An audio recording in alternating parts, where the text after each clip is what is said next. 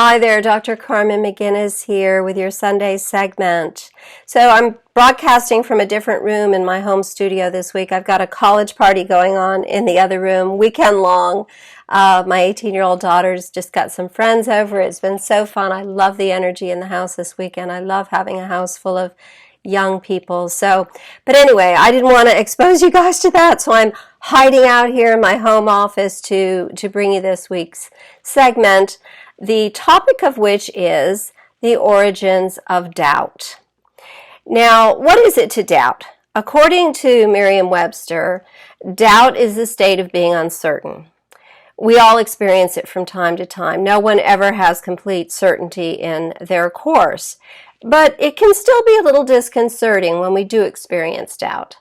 Naturally, we want to feel certain in our course, especially when we don't have full control over a situation or outcome, which is probably most of the time because there are generally other people involved in our life, in our life's course. Doubt can be a means of self-protection, or it can be a means of avoidance. And today we're going to explore the origins of doubt, why you might feel it, and what is its source, so that you can tease apart whether it is self-protection or avoidance when you're experiencing doubt. So, understanding these things can help us process doubt and use it wisely. Perhaps the most obvious source of doubt is trust, or more precisely, a lack of trust.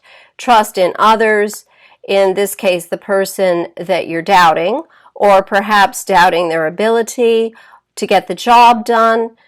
This might be a family member, a friend, a romantic partner, a potential romantic partner, or a business associate, or an employer. Identifying what you don't trust is key. Is it the person? Is it the universe at large? Or is it actually yourself? And we're going to tiptoe into some of those, into all three of those as we proceed with this talk. So certainly there may be very good reasons not to trust someone. Knowledge of their history, for instance, either personal knowledge or what you've been told by trusted others, can be a source of doubt. And there's also on-the-ground real-time performance. If you see and hear someone behaving in ways that cause you to doubt them, you should probably pay very careful attention.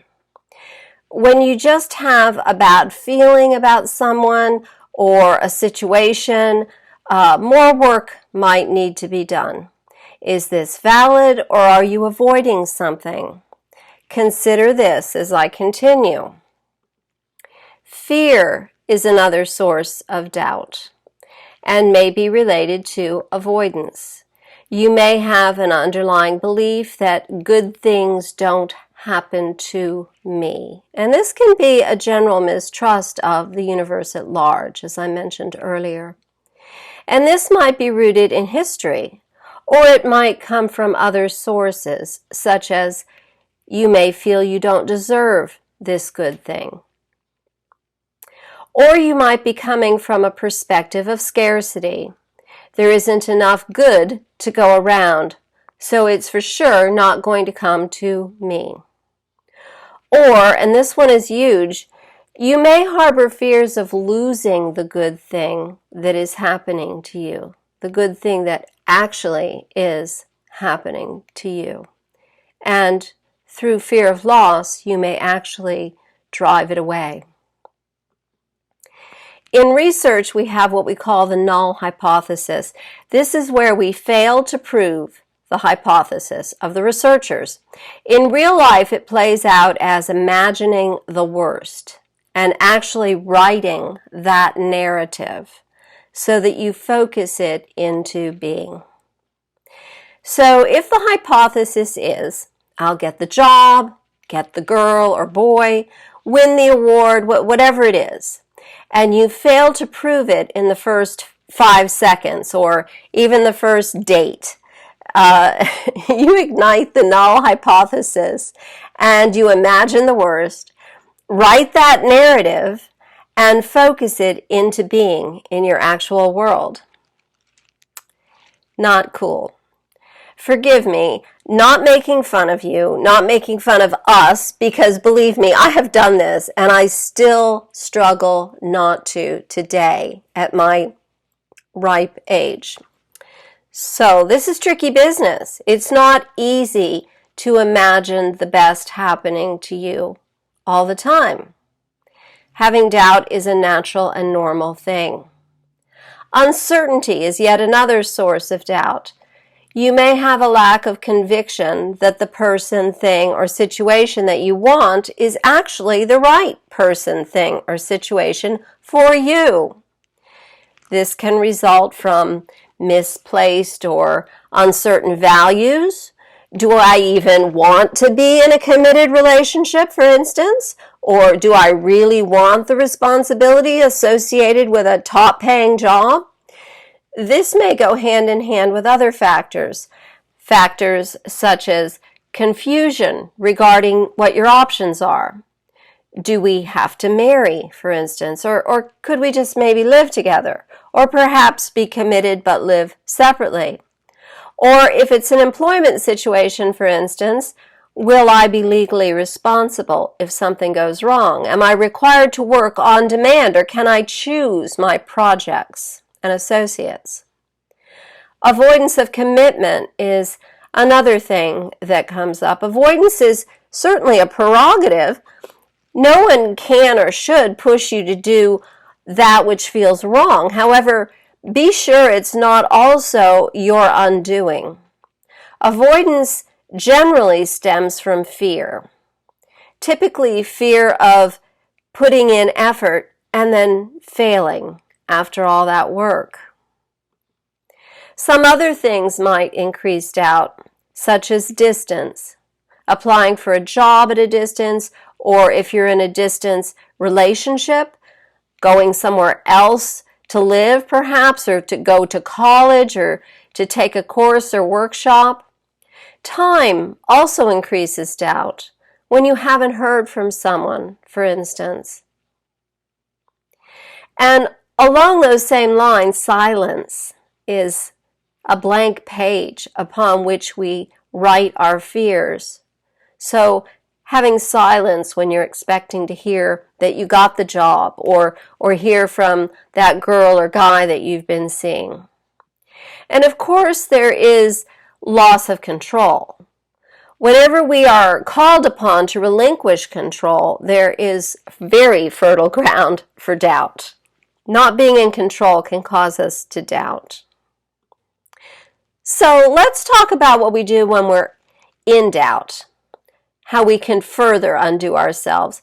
We might attempt to prove or disprove what we're fearing with tests. We test the other person, or we test scenarios to see what might happen if this does or doesn't happen.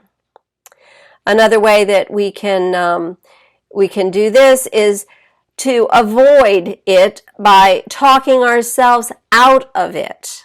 So if I have doubt that I might get the job and I'm not hearing yet, I'm just going to talk myself out of that job anyway. Or if I have doubt that that guy that's been showing a lot of interest, who I'm very interested in, is actually even going to contact me again, I might just talk myself out of him. He's not right for me anyway.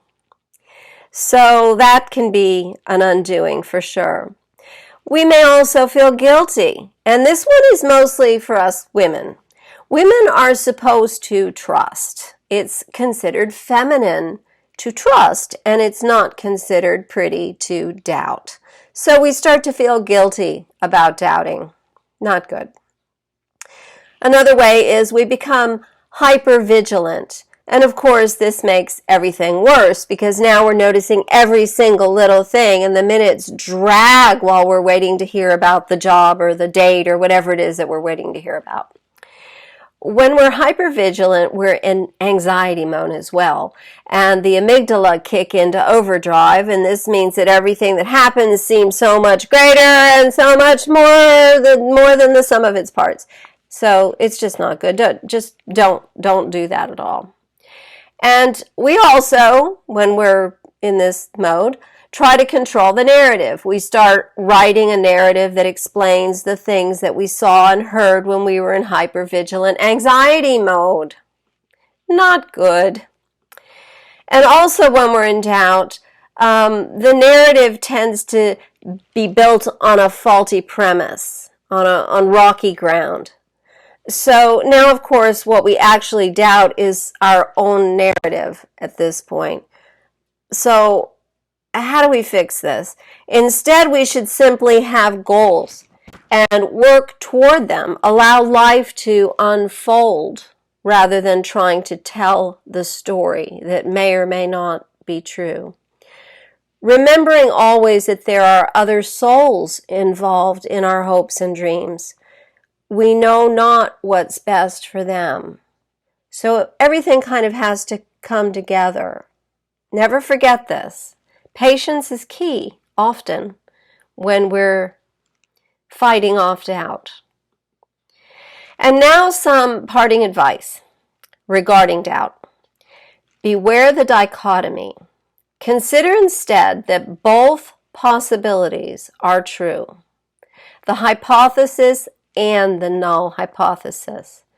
That which you hope is true and that which you doubt, your fears. So there are more qualified people for the job, for instance, but you've actually made it into first place because of some unknown variable that you weren't aware of. Might happen. Or that guy, that lovely man that you've been seeing, oh yes, he is seeing someone else too. That's one of your fears. However, he happens to be breaking it off, even as you sit worrying. When we do this, it embodies a third higher perspective. When we embrace that both possibilities are true. When we beware the dichotomy. It embodies a third higher perspective.